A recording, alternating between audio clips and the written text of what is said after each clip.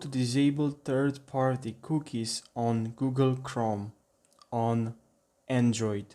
Hey everyone, welcome to HowToBrowser YouTube channel. In this video, I will walk you through the entire process. It's very easy. You only have to take a few steps. So now let me show you. Just open Google Chrome and then go to three lines right there. And here just go to settings.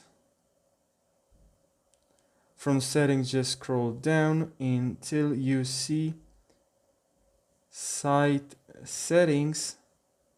Tab on site settings, and now here we have cookies. Tab on cookies, and here just select block third-party cookies, and that's all you need to do. So I hope this video helped you. If it did, drop a like and subscribe for more how to videos.